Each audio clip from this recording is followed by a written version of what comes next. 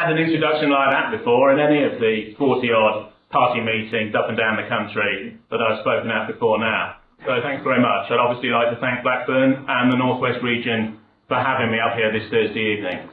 Now, we've just had a general election, and I think the first thing that came across to me on the night of the election and the day thereafter was how well the party did nationally. Obviously, there were a few poor votes, in the margins and in regions where we're not strong. But the Advisory Council said we should really stand in 110 seats plus. There was a bit of mission creep up to about 120 seats. But broadly speaking, we got good, solid votes, particularly in areas where we've got support, where we've got councillors on the ground and where we've got demography. People know who we are and voted for us in an explicit way. Because you have to face it. We weren't going to get a single member of Parliament elected, but people voted for us, not because they wanted to vote against the party, or because they wanted to protest, or recycle their vote, or cock a snook, or stick two fingers up at other parties. They wanted to vote directly for this party, which was blacklisted and ignored for much of the election. A little bit of response from the media 5 to 4 weeks in, but in the 3 weeks prior to polling, hardly a dicky bird. There was a lot about the chairman's court case in the run-up to the run-up of the election, but in the actual election period, there was little concentration on us, little on UKIP to be fair, but they're a single-issue movement concentrated on Europe. Quite a degree of playing the Greens up, a little bit of attention to Kilroy Silk and his Veritas party that bombed at the election, like UKIP, who virtually lost 80 to 90% of all of their deposits in the 500 seats that they stood in throughout the country, whereas we got some very decent votes, 1,900, 2,000, 2,100, 3,500, 4,000, 5,500, 16.9%, 17% in Barking, down in the overspill in London, where our people have largely moved to get away from what's gone on in inner London during the last 30 to 40 to 50 years. And where, of course, we have councillors. One of the reasons for that vote in Barking and elsewhere is because there are councillors in Epping Forest, there are councillors in Loughton, there was a councillor in Thurrock, there is a councillor got over 50%, an ex-taxi driver in Broxbourne, in Hertfordshire. So where there is support on the ground and where people know you can win and they see that it's not a wasted vote, they vote for you because they know that you're there. And you can see, even in certain of the fringe UKIP and Veritas votes, just occasionally, that people have looked down a list of candidates. They've seen New Labour, they've seen Kennedy's Liberal Democrats, they've seen Howard's Tories, and they've looked for a right populist party somewhere in the list. And they haven't found the BNP, so they voted UKIP or Veritas. But it proves that even nationwide, in relatively inhospitable areas, there is a right populist vote. A vote that's to the right of the Tories, that's cross-class, that's based primarily at the moment on ex-Labour voters who feel completely betrayed by New Labour, but can also draw in angry third, middle-class types, ex-Tories and so on. Because everybody knows that this country is societally and culturally, if not economically yet, in very great decline. And it's been declining decade on decade and year on year and generation on generation since the late 40s and early 1950s.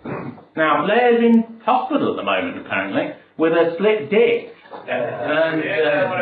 What a pity, eh, poor old chap. But he's going to retire soon anyway, and Brown is going to take over. Now, the difference between Brown and Blair is as nothing. It's just a tobacco leaf, a piece of paper that's put between the two of them. It's true that some of the old Labour types prefer Brown because he's a bit more dour, he's a bit more sort of comfortable from a trade union type background, but in actual fact there's absolutely no difference between them. And haven't people realised that in every cabinet meeting that decided on the Iraq War, that decided on everything else, Brown was sat next to Blair at every vote and in relation to every discussion. There is absolutely no difference between them at all. And if we notice that at the last election, the one before last, Labour got 44% of the vote. And a third to 40% of our people, of all people in the society, didn't even bother to vote anyway. This time, 60% voted, 40% didn't, and Labour's down to 35%. 35% are those who bother to vote. They've got the lowest proportion of our people, and of any people, to vote for them to form a government. and they've got a majority of 60 to 70, which governments in the 50s, the 60s, the 70s would have killed for a majority like that, and they've got it again with 35% of the vote and grinding down. Before Blair became Premier in 97, Labour had 425,000 members nationally. It's now 235,000 and dipping. And all of the parties, with the exception of the Liberal Democrats, who are growing because of less hostility to the way Labour is in office and because of Muslim and ethnic votes. Other than the Liberal Democrats, no party really in the society, apart from ourselves, has any energy. I heard a debate halfway through the elections, about 2 weeks into the 3.5 to 4 week campaign, although actually that campaign had been going on for 6 months. No wonder politics bores people to death, except when it's associated with this organisation primarily, because it goes on far too long. And in some ways, democracy is endless. We have too many tiers of government, and we have too many devolved assemblies, and we have too much plebiscitary democracy, and yet many of our people have actually no power to decide real issues, like the composition of the population of Blackburn, for example. I was told on the way here that Blackburn is 20% Asian. Now, I didn't realise that before I got here. But 20%. Did anyone in this room, did anyone who doesn't share the politics of people in this room, who is white and English or British, vote for Blackburn to have its ethnic composition changed to the degree that it has been since Labour passed under Attlee the Nationality Act in 1948? And the answer is, no, they did not. No one has asked for this. No one has asked for a great wedge of liberal left reform since the late 1960s on the family, on immigration, on law and order, on homosexuality, on membership of what is now called the European Union. No one's asked for any of these. No one apart from small elites, Tory, Liberal and Labour, at the top, in the Commons and elsewhere, and in Europe to a degree since the early 70s, has ever voted for any of this. And whenever any of these core matters come near democracy, the elite starts getting into a panic. And this is what's happening in relation to this European Constitution. It's one of the few occasions when, for essentially foolish reasons, and because of the premises of Sir James Goldsmith's referendum party way back, actually, they've decided to give us a vote on some of these core issues. Whether we have a constitution, boring, eh, that federates us to a state in Europe that we've never really asked to be a member of. And they're surprised that there's a big British majority that says no. We don't want to be part of this other state because we've got a nation state of our own. And the political elite is running around saying, oh, it's terrible, isn't it, these ignorant plebs. You know, we're giving them a plebiscitary insight into our elite affairs. It's disgraceful when these people know nothing about it. And it will be the same, as they perceive. And it will be the same on the currency. And it will be the same on hanging for murder. And it will be the same on the treatment that ought to be meted out to paedophiles. And it will be the same on family-based issues.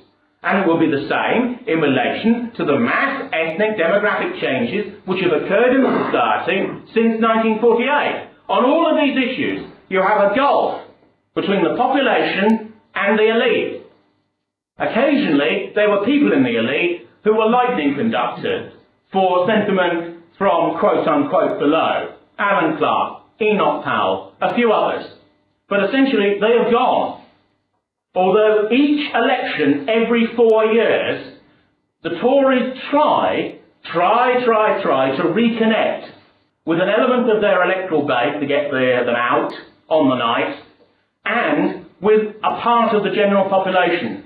Don't forget, they were in government between 79 and 97. They were in government between 70 and 74. They were in government between 51 and 64. They were in government for most of the period between 1880 and now, actually, although New Labour have encompassed an elite of their own, which looks as though it's going to go on and on and on, because increasingly the Tories are nowhere. And lots of people who used to join them because they wanted power, they didn't give a damn what the party alleged it stood for. They wanted power in terms of middle-class economic welfare. That's what you join the Tories for. And the Tories don't offer people power anymore, which is why they're stumbling from election to election.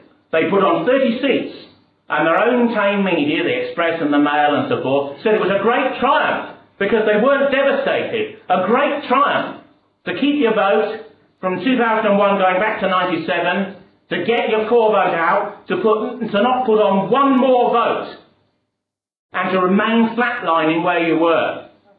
And the reason that the Tories try and reconnect with their electoral base every election is because they know that there are many issues where the Liberal elite of which they are actually a part and a subservient member are totally out of kilter and completely out of step with the people in general circumstances in this society. And they know it, and they also slightly fear it.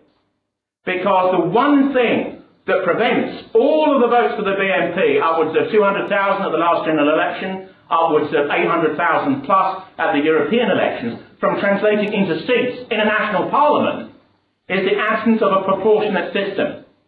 Many Liberals, gnawing at the edges of things, desiring to almost sort of coil the rope from which they themselves can be sort of done in at a later date, are campaigning rigorously for PR. Every day or every other day, The Independent, a tiny little elite Liberal paper that sells less than 100,000 copies a day, actually, is campaigning for proportionate voting, which of course would allow and let in candidates from this party to most tiers of government within the United Kingdom, particularly within England and especially in Yorkshire.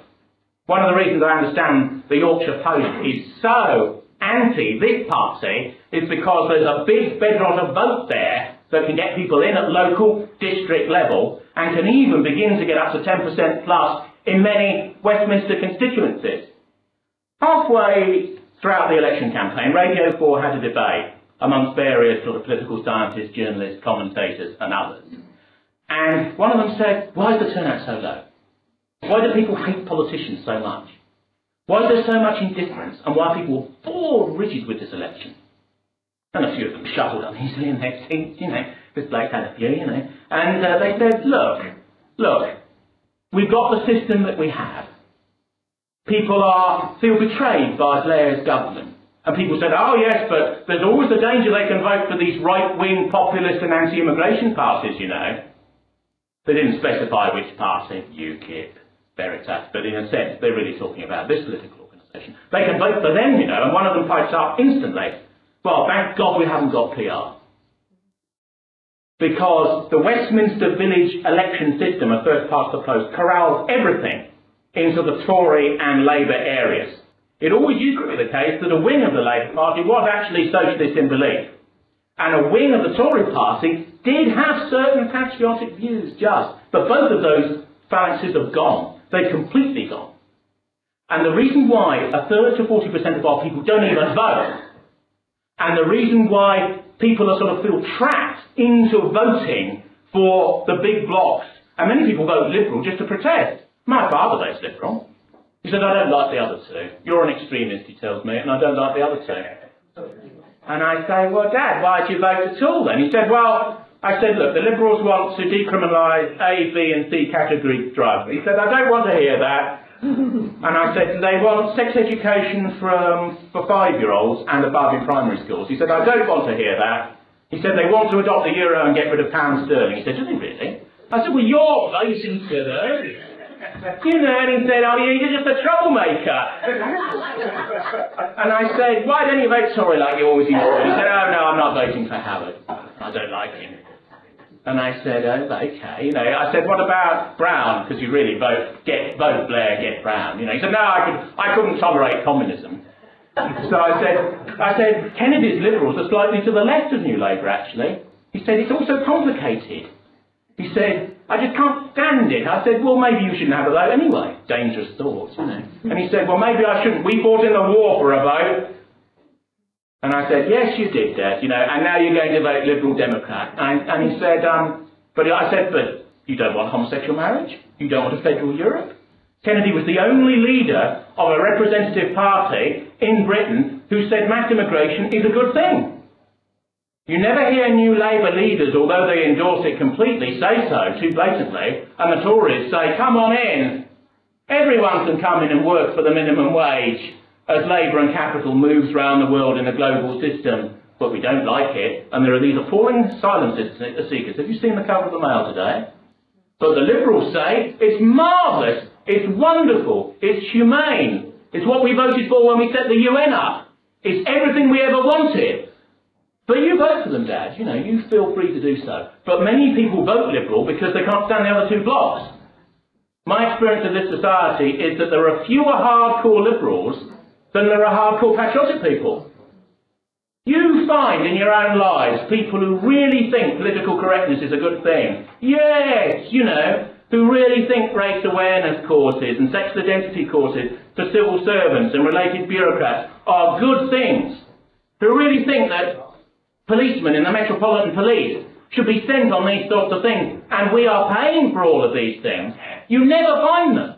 You never find them outside the mass media, small parts of the arts, small parts of the entertainment industry, and essentially bits of the academy. Tiny, small elites in and around London pretty much. But in the mass of the population, you never find them. You never find people who say, mass immigration, come on in, what a marvellous boon it's been to us all. And there's been a degree to which every popular instinct of our people has been channeled into areas such as football and drinking and having a good time and Friday and Saturday night as the society, as its level, as its culture, as its propensity to crime gets worse and worse and worse. And Blair will say that he's going to stamp down on yobbery. This is, although the yob is a politically incorrect term actually, hasn't anyone sold them. There's a degree to which he's going to do something about disorder in the streets. Disorder in the streets? We've sent a third of our army to Iraq. This week we've sent 500 more troops to Iraq to train the new client regime to hold their own people down at America's bequest. We've spent, I think it's about £7.25 billion already on our involvement in the Iraq war. The Blair regime doesn't control the streets in South London.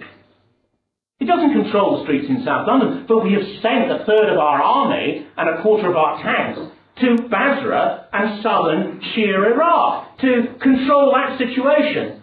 When 1 million of our people of indeterminate political views, many of them leftists and pacifists admittedly, marched against that war, and Tony said he was listening. I hear you, he said, and then went straight in with Bush. And now he's in again, and he says from his bed, you know, as he lies there prone, holding his back, he says, I'm listening. I'm listening, he says. This is his new thing. He's listening to his MPs, he's listening to his shadow cabinet, he's listening to all of us. Well, why doesn't he listen up and say that our people never voted for a multiracial or a multicultural society? They didn't vote for most liberal, allegedly progressive and reformist measures, which have come in the last 40 years.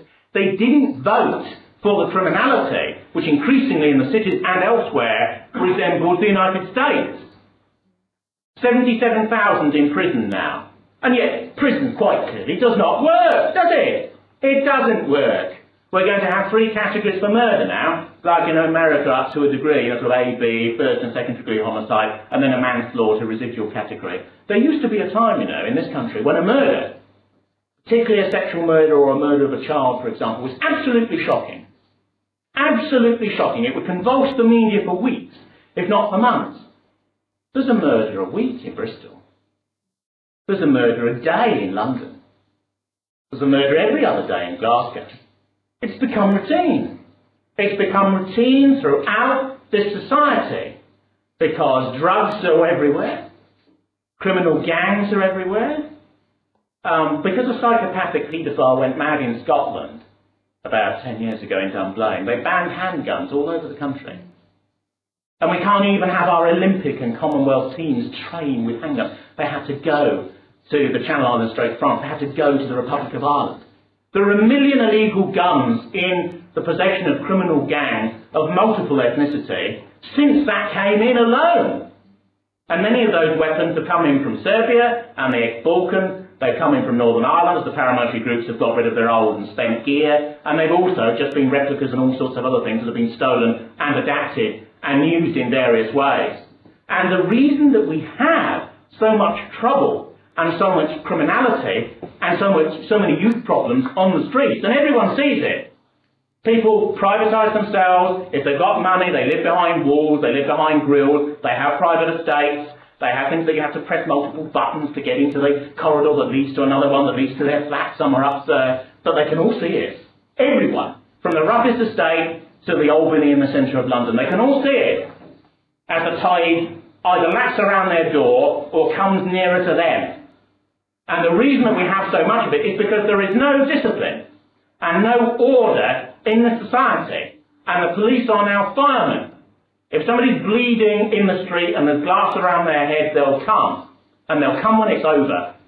Because they don't want any trouble, you know. They'll come to pick up the pieces when it's over. When there's really serious crime, they'll put a regional or national crime squad on it, and they'll deal with it.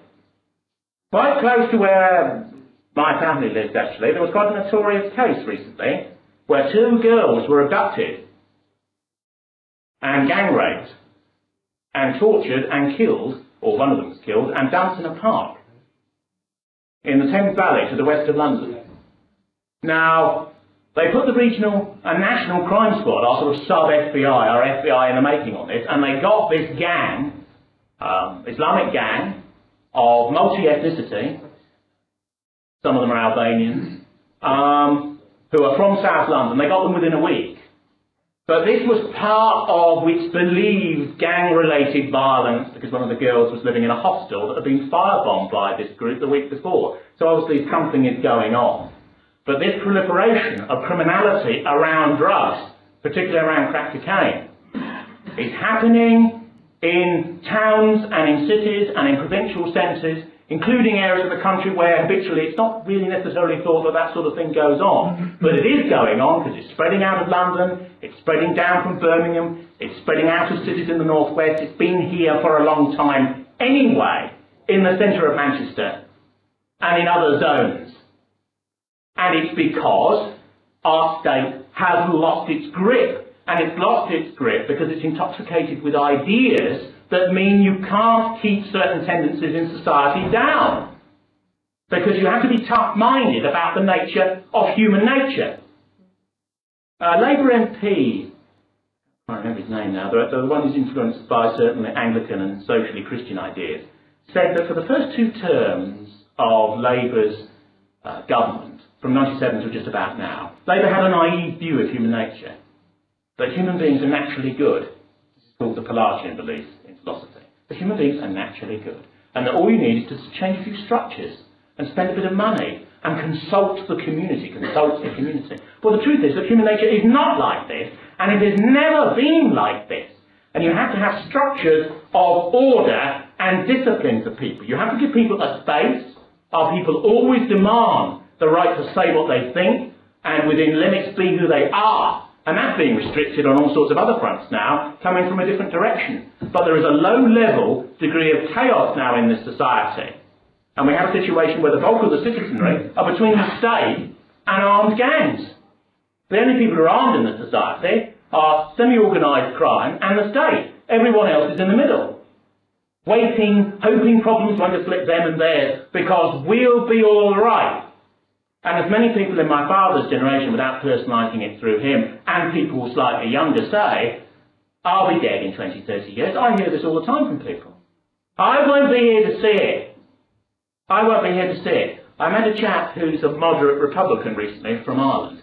Non-violent one, nationalist one. And he said in 50 years, Ireland will have, this is the Republic of Ireland, will have a non-white majority. In 50 years. It's probably 60 or 70 actually, but you know, who's counting, you know. The truth is that if they have the immigration that South London's had in 60 years, they'll be in a minority in their own country. All this IRA violence against us, all this fighting for their own independence and so on, it won't matter a damn. They'll be in a minority in their own country. What was it all for? What was it all for? But factoring it out from them to look at ourselves, more importantly, what has it been for if we become a minority in our own cities, in our own inner cities, in our own country? And what would it do to our culture, which increasingly, and I'm the sort of cultural officer of this party, vast numbers of our people know nothing about. Nothing about. You know, Posh and Beck is not English culture, or it's not what it's about. It's just a sort of irrelevance fed by mass media. Many of our people go through school and they are taught to partly despise what they are, and where they have come from. Anything which is cultured is posh, is elitist, is not for us, it's against us. Sort of median capitalist and low-level trash is all that we want or will get or are fit for. Our people do no national service. Our people know nothing about the empire.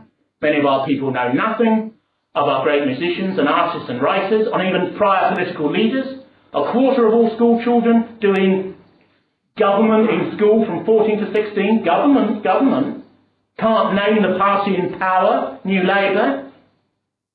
We face everywhere a degree of blind ignorance in who we are and what we are. Because if you want to basically break a population down, you remove the mental tier first.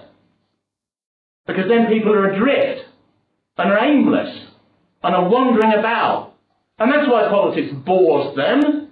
That's why Blair and Howard and Haig and Duncan Smith and Kennedy and Steele and Ashdown and Kinnock and the other Smith who died hiking on a Scottish mountain and Blair took over and Brown after him, that's why they bore our people rigid.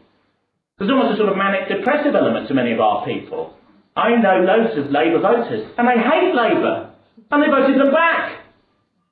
I met a chap before the election, he said, I can't stand Blair, I absolutely loathe the bloke's guts, but I'll vote him back. And I said, well, why? Why don't you stay at home? Why do it? He said, oh, there's nothing else. The Liberals are nothing. The Tories couldn't vote for them. And you either don't vote or vote Labour. And it's because, in a sense, people think that there is no other option, that this party will continue to grow from the outside in. The problem it faces is twofold. The first problem is you're all right, but you can't win, which is what people say. And the second is demonisation, that people are sort of frightened. I've had people stand up in meetings and say to me, will they, whoever they are, I suppose in a sort of general sense the establishment, will they know if I vote for the British National Party? Well, I say firstly, who cares, and secondly, tens and tens of thousands of people, voting on plebiscites for parties at elections. The system's not bothered about that. It's only when there's enough people massed together that a representation ensues. Then they'll get worried. And they are worried. Even by that voting barking, Labour's had a special internal commission since the election about how they roll that back, as they would call it in inverted commas, within that borough. The MP says she's going to relocate all of their office from Westminster, from these swanking offices that cost just under £1 billion and are on the other side of St Stephen's Gate, opposite Parliament Square. She's going to relocate all of that back to Barking because she says she's going to plug into the white working class again. That's what she said. It tells you something about her, that she's going to plug into the white working class again because people feel let down, she says. Well, people feel let down because we're subject to endless change in our borough and people who are old feel nervous about it.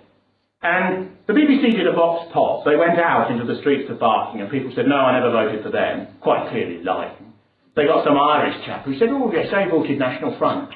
But you know what he meant. They had another woman saying, I'm not against anyone and I haven't said anything, but I voted for them. It's almost as if put the chains on and lead me away, isn't it? Because the BBC were there. But you can and the only reason that vote happened is because activists, for about 4 months before the election, went door to door. Tens of thousands of doors. They basically were many multiple occupancy and so on. They went door to door. And they demystified the party. And they de-demonised it at the level of the street. And because that happened, you then got the response, oh, you're not like that then. Because they expect no hair, sort of your knuckles on the pavement. This is what they expect. This is what they expect. And if they don't get it, there's a sort of scales drop. And they think, oh, all right, we'll vote for that then. Because it's the equivalent of voting for the flags behind the speakers here on this table tonight. That's all. And of course, when that happens, you'll see the reversal. When all the people who put their St George's Cross flags out when England played, when the people who supported the rugby team in the World Cup down in Australasia, without necessarily knowing the rules of that game, just because it was England, and just because the team was almost all white, subliminally. When people feel that they can vote for the BNP And it's as normal as that, as normative as that, as given as that. When they feel that that is normalcy for them, then you will almost have to restrain some of our own people in their own ardour. But that's the other way round from the situation that we now face.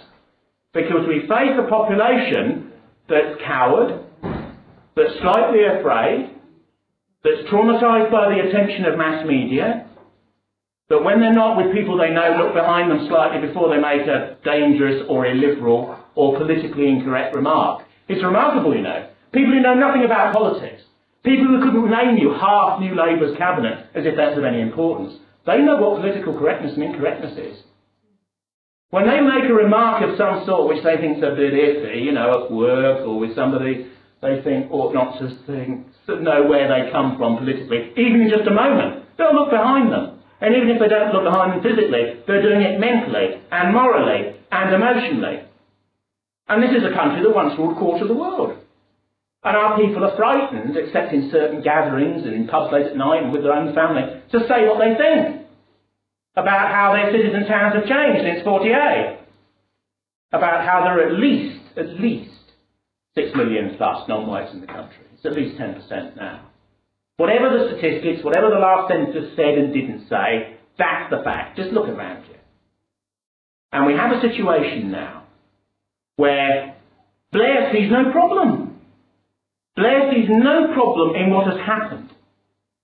The Oldham riots were all down to this party, apparently, and it's satanic machinations. The fact that groups transplanted from different parts of the world will have different agendas, from different forms of culture, look askance at each other in certain situations, and will come into conflict in relation to scarcity, even if that conflict is just democratic. That will happen and has happened and is happening. All American cities are racially zoned. People know where they can go and they know where they don't go. All American police departments basically have different racial criteria for how they deal with and police different sections of their own urban and semi-urban spaces. We are going to follow that. It's already begun in London. There are schools in Luton which are 90% Asian and 90% Muslim, and they teach their own way of looking at life, which is totally legitimate biologically and culturally for them.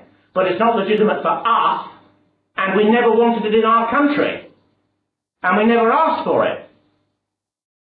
And even when we ruled them, we never imposed similar dispensations upon them, even under the Raj, up to its disestablishment in and around 48, when independent countries emerged in the Indian subcontinent. Because a people are what they are racially, and everything begins on from that. Now, you meet liberals all the time who say that the greatness of culture, the greatness of science, the greatness of law and of art, of everything high, it's got nothing to do with race at all. It's nasty people with horrible ideas to say that. But in actual fact, you will lose what you have and what you have been and what you are and what your children will be if that connection is broken down. But our people are deeply worried about that. They're deeply worried about the politics of race. If ever a BNP spokesman appears, usually with some demonic leader, in the mass media, they will say, "Are you a racist? Nick Griffin, are you a racist?" Blah, blah, whoever it is, Doc Edwards, whoever is on the media at that time. And the truth of the matter is, of course, that race is the basis of meaningful cultural and national politics. The term racism was coined by Leon Trotsky, the Soviet communist leader, in 1927. That's where it comes from. But it's been used now to keep you out of the debate before you even open your mouth. The truth of the position is that all groups are in favour, ultimately, of the power of their own kind and of their own group, and of their manifold manifestations in culture, in art, in science, in law, in statecraft, in military power, in forms of the state, in just the building of a place to live, like Blackburn here or any place else. Each group manifests itself in order to live and in order to survive and in order to have a natural habitat and a country and a land and a language and various forms of spirituality for itself. Which is why, when people around you and in your families and in the communities in which you live tell you that they're bored to the back teeth with politics, and that they're all the same, you can tell them that there's one party in the country, and almost everybody, no matter how stupid, bluntly, knows the name of this party. They know the name of this party. Many of them couldn't even name your MP, and know that he used to march against the Vietnam War, and has now voted for the war in Iraq, which as Foreign Secretary he superintends in Blair's regime. If he was a student, he'd have to throw eggs at himself. As he once remarked, people couldn't even name him in this town. Those lads shouting outside that window, they couldn't even probably name him and what his departmental and ministerial responsibilities are. But they know what this party is.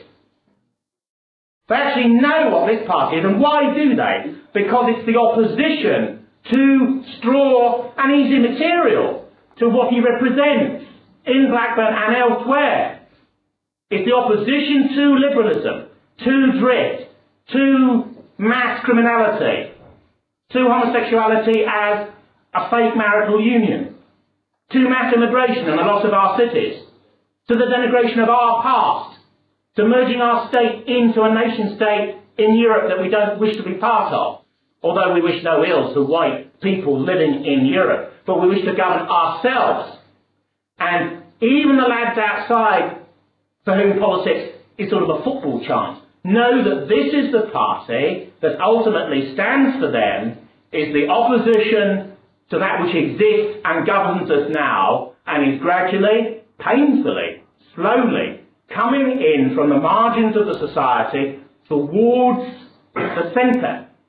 Because 50 years from now, this party will be talked about as one of the movements which came out from the population to confront the decline and defeat which has gone on for 50 years, and which will help by itself or with others from amongst our people to reverse its damaging effects. I thank you very much for your indulgence and ask you to put your hands together to